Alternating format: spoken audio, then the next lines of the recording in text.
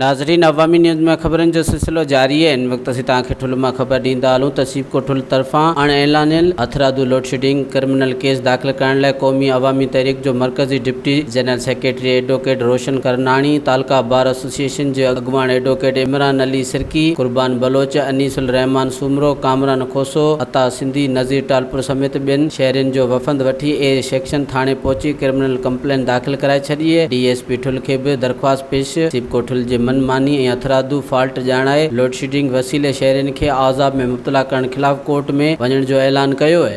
वाबड़ा जी load shedding जे करे अज़ाब में वरतल आहिनि।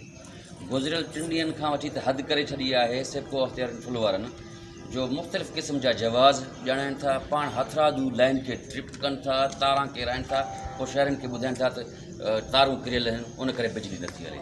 हाणे राति में सॼी राति बिजली कोन हुई, कल्ह राति सॼी राति बिजली कोन हुई, कल्ह सॼे ॾींहं में बिजली कोन हुई, जंहिंजे करे पाणी वारा मोटर न हली सघिया आहिनि। घरनि में पाणी घरेलू इस्तेमाल जे लाइ बि कोन्हे। ठुल जा शहरी तड़पी रहिया आहिनि ऐं हिननि जे कन ते कंहिं क़िस्म जी का बि जुए कोन थी सघे।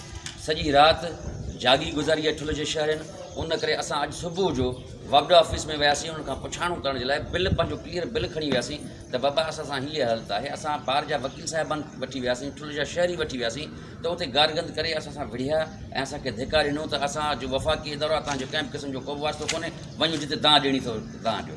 उन करे असां ठुल थाणे ते आयासीं। अॼु वकील साहिब एडवोकेट इमरान अली सरकी साहिबु असां सां कंसल्टेशन में, असांजे ॿार जा वकील साहिबान सभु आहिनि, ठुल जा शहरी आहिनि, नौजवान इतिहाद आहे, ठुल जदोजहद एक्शन कमेटी आहे, सभु सियासी धुरियूं उहो सभु फ़ोन ते राब्ते में आहिनि। ऐं शाम असां कोशिशि कयूं था त सभिनी शहरनि जो गॾियल इजलास सॾायूं त असां हिन वाबड़ा अख़्तियारनि जे इन नेग्लिजेंस जे ख़िलाफ़ु, जंहिंजे करे असां सफ़र कयो आहे, गुज़िरियल 3 ॾींहंनि खां वठी मुसलसिल ठुल जे शहरनि सफ़र कयो आहे, अज़ाब में मुब्तला रहिया आहिनि।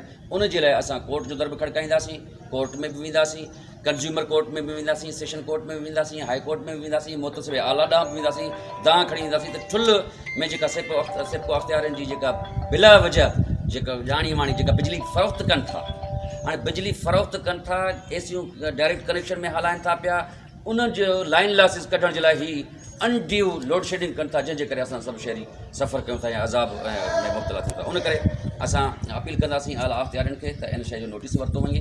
ही क्रिमिनल नेग्लिजेंस आहे वाबड़ा वारनि जी, जंहिंजे करे असां सभु शहरी भोॻियूं था पिया। वधीक ख़बरनि ऐं तफ़सील जे लाइ विज़िट कयो असांजी वेबसाइट awamiNewsHD.com ऐं ॾिसंदा रहो अवामी न्यूज़ HD।